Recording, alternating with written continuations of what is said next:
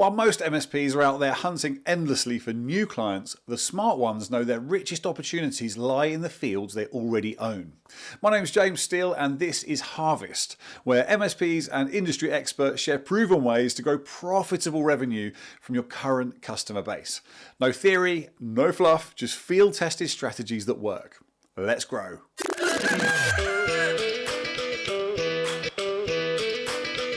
When I start the year, do I have 65 to 75% of my target revenue in the bag? And in the bag means I've got existing contracts that are multi-quarter, multi-year. What are the tools of the trade? The tools are time and relationships. The tools are being prepared for meetings. The tools are having strategies inside the account. And the tools are content. What I realized is what I needed to do was isolate their message so that I could turn my yellows to greens and have my greens elevate their voices in the organization so that they were heard by the decision makers. So you say, before we have this discovery meeting on this new idea I've got, on this hunch I have, I want you to be prepared so that we can talk about it intelligently. Hello, welcome back to Harvest. Today I'm joined by John Humphrey, a man who's genuinely been there and done that in the MSP world, and he's now leading AI innovation with CoPoint Data.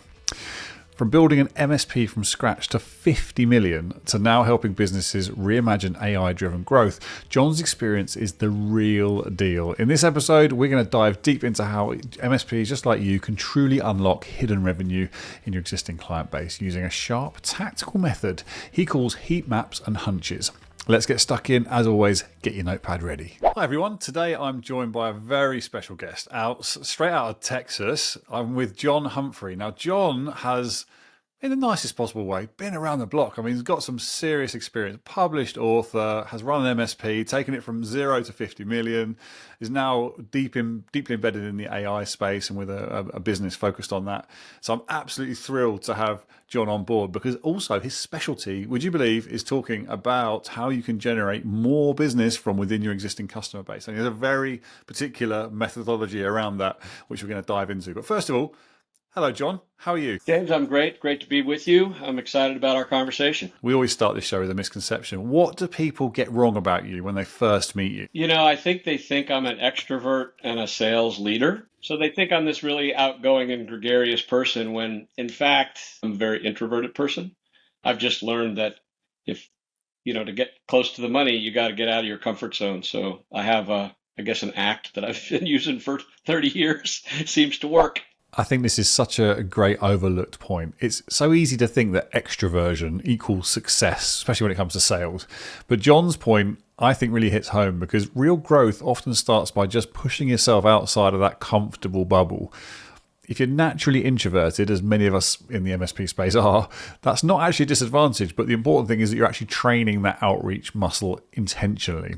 So my advice to you, this week, pick one customer that you don't always engage with outside project work and simply set up a casual check-in. So even if that feels a bit odd, just go ahead and do it. Love it. That's your first nugget, people. Yeah, get out of your comfort zone. So listen, you've done so much in your long career, as I alluded to before. You're now deeply embedded in the AI space. What I'm really interested to know, though, is why do you also kind of share the opinion around the theme of this podcast, which is better to go after existing customers and nurture those than it is to chase net new logos? What's driven you down that path? Well, I think if you just sort of take a pyramid of what it takes to find a new client, outside, like once you've tapped your personal network, if you don't have a huge one, it takes an inordinate amount of work. Probably it's going to take you 12 to 18 months. If you're really good, you'll get a few clients in the first 6 to 9 months. And of course, there's not a CEO or an owner on the planet that thinks that's acceptable. It takes time for the trust to transfer in your relationships. And so all things being equal, you have these relationships where you've already delivered value. You're probably doing in a very narrow slice of the organization. And so it's just much easier to develop a relationship in a new division than find a completely net new client to go after. Excellent. And so we're thinking specifically, so the audience of this podcast tends to be sort of medium-sized MSPs. So I'm hoping your methodology, which is heat maps and hunches. Yeah. Can you give us a bit of an overview of what that's about? Because that ties right into this. It's your framework, isn't it? I was with a gentleman in in Minneapolis, and I watched him poring over this big spreadsheet with lines and colors. And I'm like, what are you doing? He says, I wake up every morning, and the first thing I do with my coffee is I look at my org chart. And he said, I call it my heat map chart for my account. And he tried to figure out who was on his team, who supported him, who was neutral, he wasn't sure, and who was an enemy, not supportive of him and his technology. And then he built strategies on penetrating the champions and isolating the naysayers and using this idea of a hunch, like, where should I make my next investment at this account? I would have one of those meetings where you could just tell that somebody sitting around that table wasn't buying what I was selling, right? Hmm. They were they had a perspective that was a different perspective, right, wrong, or indifferent. And I would spend so much time trying to win them over.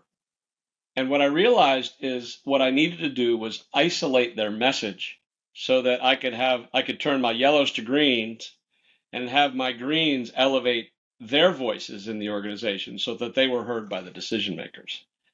And it's a very unique way of sort of thinking about your relationships in these accounts. I think account management sometimes gets a bit of a bad rap. It's actually quite an art. It's strategic and it's not reactive as sometimes it can fall into that trap of being.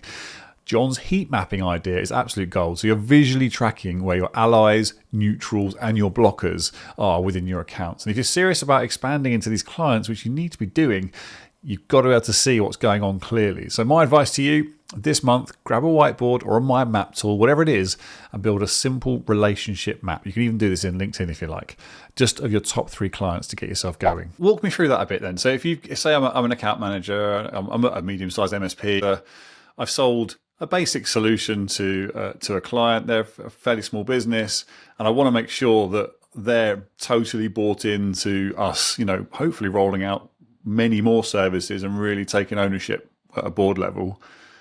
What are my steps? I'm sat around the board. What am I looking for? How do I start filling this sort of Yeah. heat map in?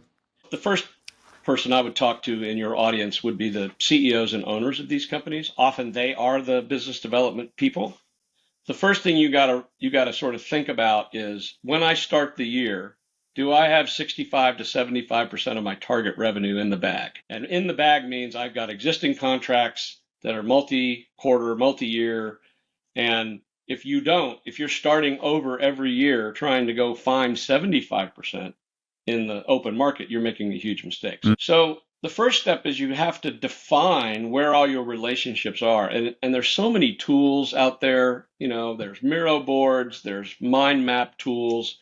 I've used everything from PowerPoint to a mind map. There's cheap tools out there. So find something that allows you to drag nodes and color nodes. Excalidraw is a really easy whiteboarding tool that we use for a lot of whiteboarding sessions. For the senior teams, who is it you go for? So obviously you go for the. If it's a small company, that's a $30 million company, I want to know all of their top people, all of their board influencers. A lot of these smaller companies may not have boards per se, but they have advisors that are in the community giving them advice. So you got to figure out, where's the information that this person is making these decisions coming from. Okay, that sounds overwhelming in terms of the amount of work. Is it? Well, not really. I mean, if you just sort of think about, you've got to understand who signed the contract. Very few companies have a weekly or a bi-monthly meeting where the entire delivery team is getting on a Zoom call or a Teams call and talking about, well, what did you hear today? Who are you going to lunch with? What did you meet? Who did you meet? Are you managing by walking around? Like, all of the consulting 101 things that I learned at Accenture all those years ago matter. And it's harder when you're virtual, but your most junior consultant, if they're not doing a barbecue on the weekend and inviting some of their client friends over and establishing this trust and this relationship, then they're making a mistake. So you start with the heat map, you start with the relationships, you make it, like, if you're not in that account every week, 2 or 3 times, are you doing a status meeting? Make sure that you're there at the tail end of that to catch people coming out of the room and shake a hand I It's think just, this is the challenge. I think what you'll probably find is certainly with sort of the MSPs that will probably be listening, a lot of them have maybe they might have more accounts than that yeah, to manage. So they'll have to manage that. But I think it's just a case of adjusting the cadences you're talking about, maybe, so that it's maybe okay. Well, that maybe it's yeah. like I mean, a monthly thing or whatever. I think about it like a book of business. If I'm going to pay somebody a buck and a half or $250,000, they have to be able to manage that kind of business. So if they're a junior person, well, then I'm not going to give them. I'm going to give them a million or 2 million. Hmm. I'm going to do lots of tutelage. I think it can quickly become a silent killer if you don't get this right. Now, in John's experience, perhaps it's larger accounts that we're talking about, but there's a really good piece of advice here, and that's just understand what is the right level of load for your account managers. How many accounts are the right number to juggle to be giving them adequate attention without cracks starting to show. So be mindful of that. Do check-ins with your account managers and understand, okay, are they able to give the accounts the attention that they deserve, and is that tiered correctly as well? It's just a case of adjusting, isn't it? Really, your scale of what you're talking about And the here, right? person But the who's same thing applies. the puppet master, whether that's the CEO or a sales manager or a delivery manager, if it's account management, they have to, like, it doesn't automatic, relationships don't just spontaneously happen. You have to, it's like farming. You have to plant the seeds and you have to water the seeds. And you have to have the dirt right. You got to get rid of the weeds. And, it takes a season to get a So I'm crop. hearing it's a real methodical process, this, isn't it? Yeah. So we're identifying the people that we need to speak to. We're then making sure that we're mapping them somehow. And it's just occurred to me, actually, I think in LinkedIn you can actually do some of this now. In the LinkedIn Yeah. Navigator, you can build up a hierarchy. So that's Yeah. another way potentially you could do it. So you know who they are. You're starting to build relationships. Is there anything else you can do in terms of either empowering other people in the team, or are there any, I won't call them shortcuts, but any Great, advice you have around great accelerating this secret. process? The great secret that we're all learning is generative AI. And it doesn't matter whether you're chasing a publicly traded company. That seems obvious. The Gen AI, you drop a 10K in a Claude and you say, I'm meeting the CEO this afternoon. What are the 5 most important things to him? But you'd be amazed at how much publicly available information is out there on privately held companies. And so if you're not like preparing a briefing book for your team once a quarter, or using AI to do some sort of a quarterly business review, like, you've got to use these tools. I always tell people, if you're selling into a publicly traded company and you're not listening to their quarterly call so that you can walk into that CFO and say, that was a really good call. Could you tell me more about X? Well, what you did is 2 things. Number one, you just impressed the CFO.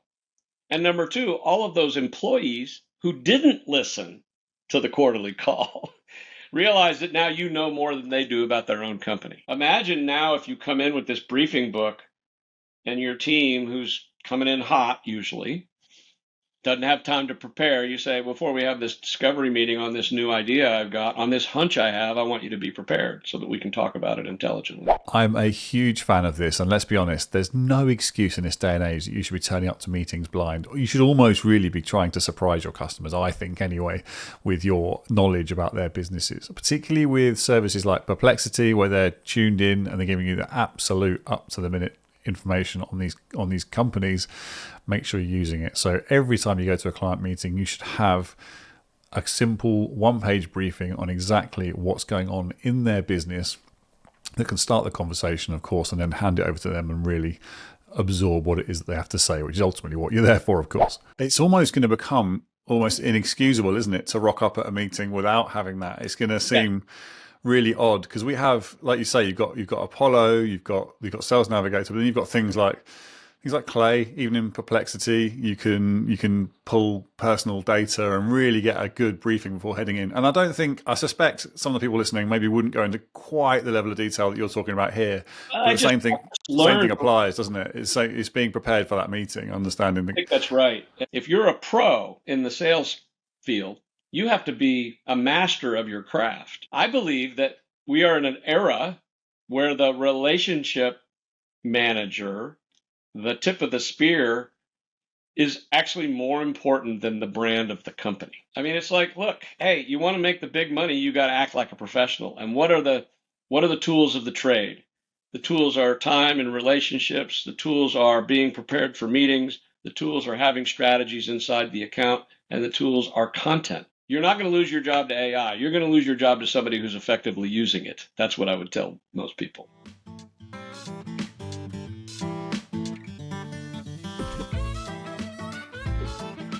This episode is sponsored by Sales Builder, where I work.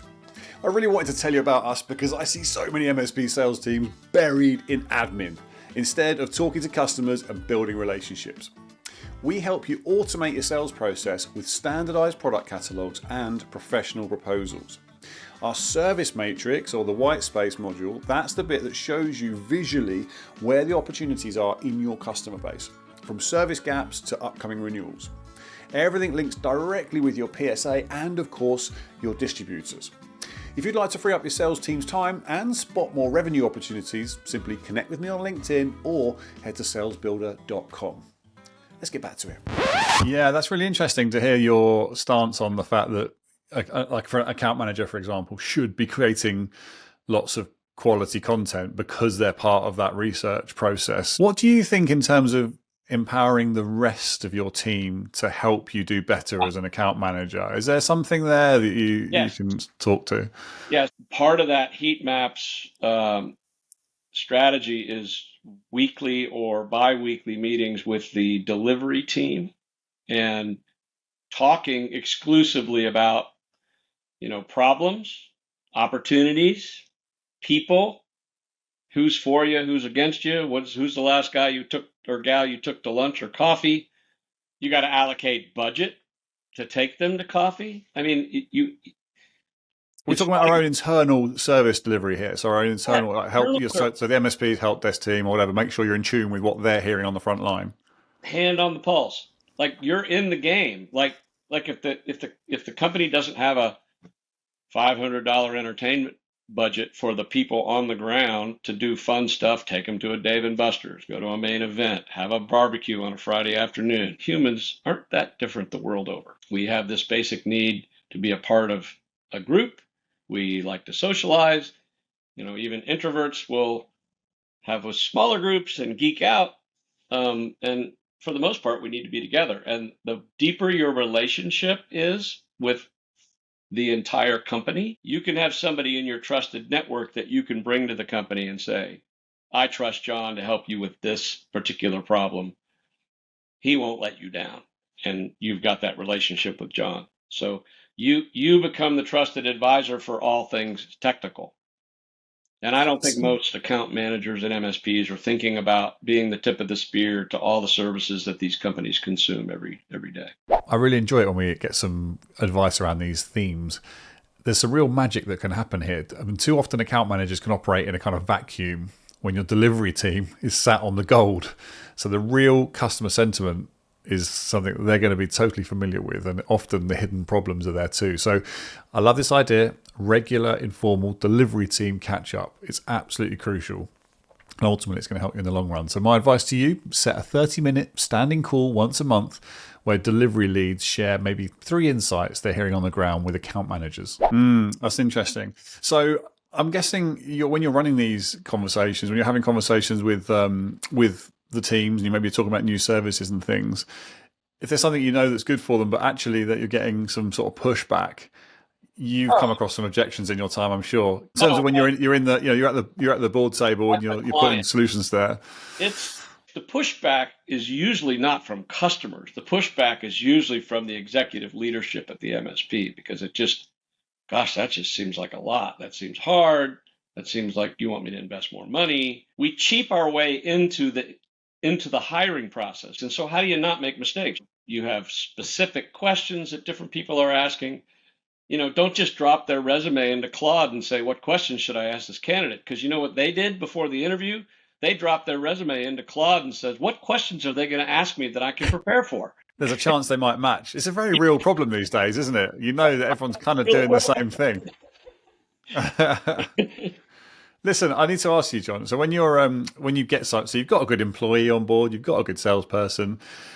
Give me some examples of questions they should be asking to uncover hidden revenue opportunities. So we use a very deliberate activity-based sales process. So it starts in identification, goes to discovery, goes to confirmation, goes to negotiation, and goes to close. So you got to think like them.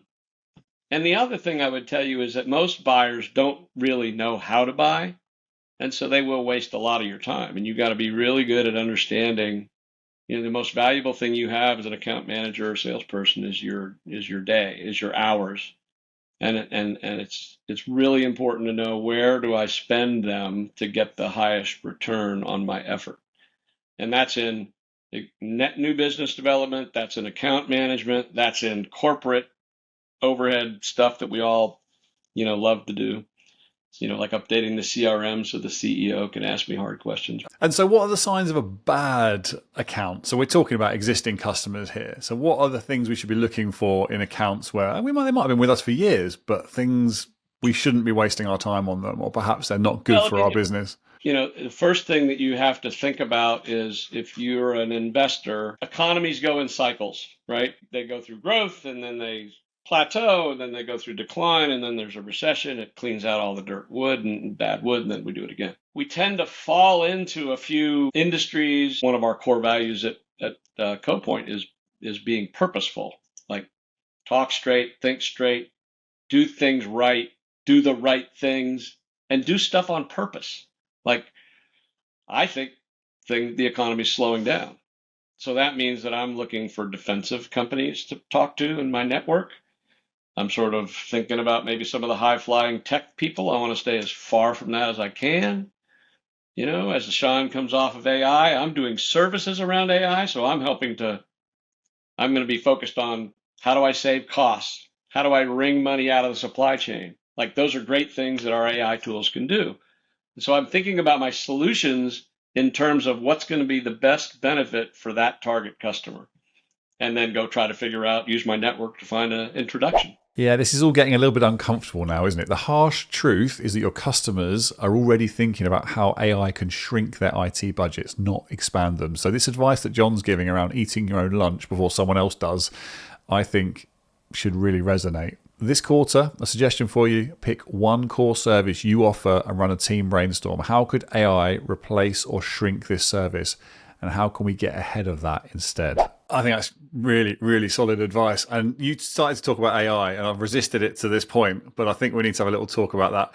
In terms of you're entrenched in it every day. In your mind, give me a couple of examples of where you think MSP should be focused, because I think this is a great opportunity for MSPs to introduce a service into their existing customer base. So where should they be? Where are the ones they should be looking at? We've talked a lot about Copilot and stuff, but can you go beyond that? Basically, there's 5, right? There's Copilot, there's Claude, there's ChatGPT, there's Grok, and there's Perplexity. I mean, those are the 5, and every 6 weeks, one of them might jump to the top, right?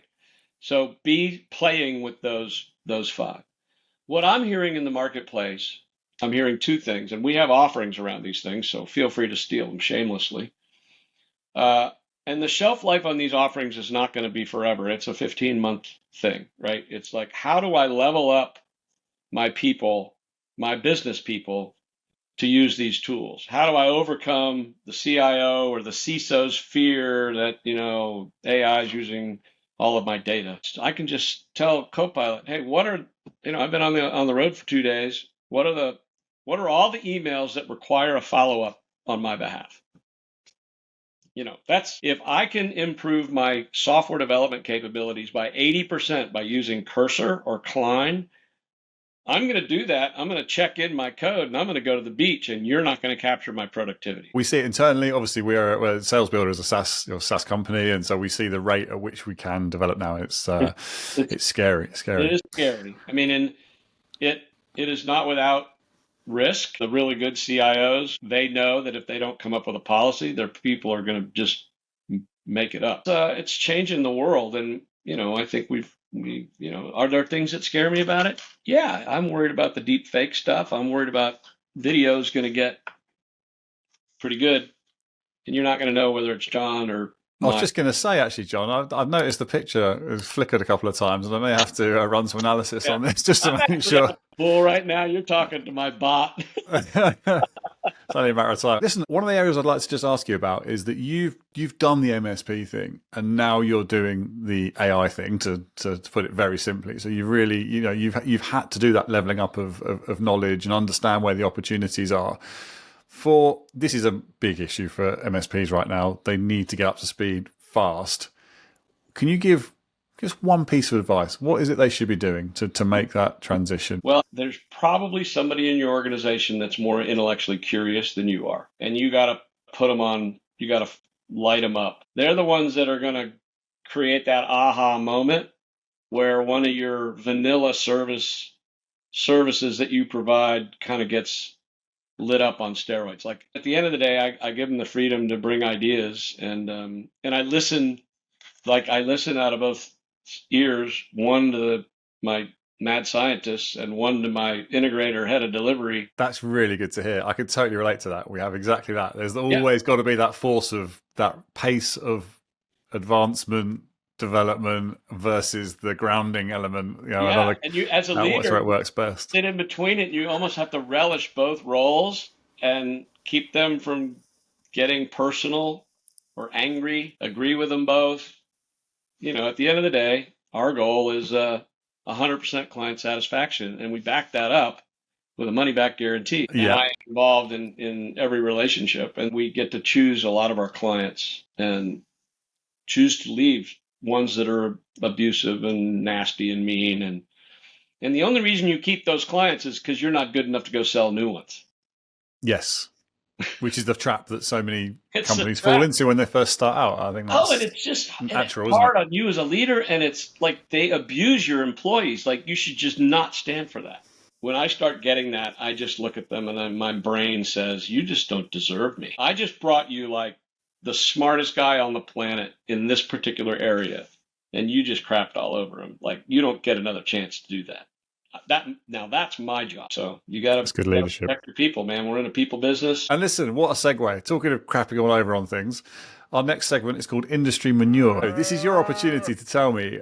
Now, you move in slightly different circles to some of the MSPs that perhaps we normally talk to, maybe sort of the larger companies. But in terms of the gurus out there, the advice that's thrown around, can you single out one thing that really gets on your nerves as being just echo chamber stuff that doesn't ring true in your experience?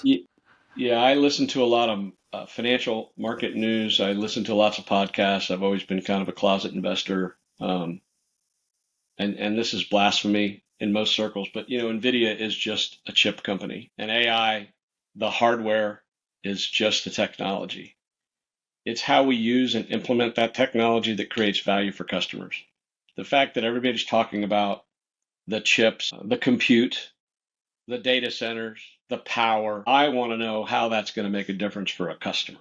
Like, what am I going to be able to do with that compute and with that technology to make more revenue, lower cost of goods sold, lower SG&A, or manage risk? Those are the only four things that a CEO and a CFO care about.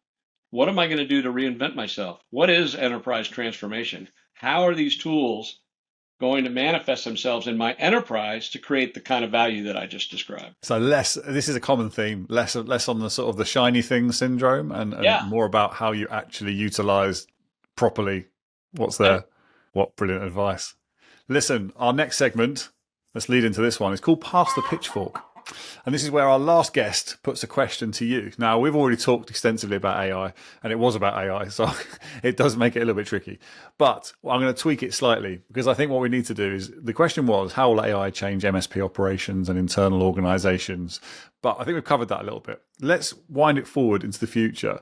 If we're talking 5 years away, and that's an impossibly long time in the space of AI, where do you think AI is going to impact MSPs most? How are MSPs going to look in terms of their adoption, bearing in mind where their sort of core business comes from now? you say 5 years, I stick a pitchfork in that. I think 3 is a reasonable horizon to have a clue. We're sort of haven't crossed the chasm yet. We're over here in the innovator early adopter phase. So I think there's a bubble out there somewhere in this world. So that's going to be a gap. I think they're going to be able to do more with less. Like I would be looking at my, IT budget and figuring out how to kill it. And so I think that's a great opportunity for MSPs that have developed a tool set. You should be thinking about every single service you provide and how AI can accelerate it, add value to it. You know, there's a great thing I learned years ago. I don't remember whether I read it or I heard it, but I heard a speaker once say, eat your own lunch before somebody else does. And I think that's a really good reminder that creative destruction is how capitalism works.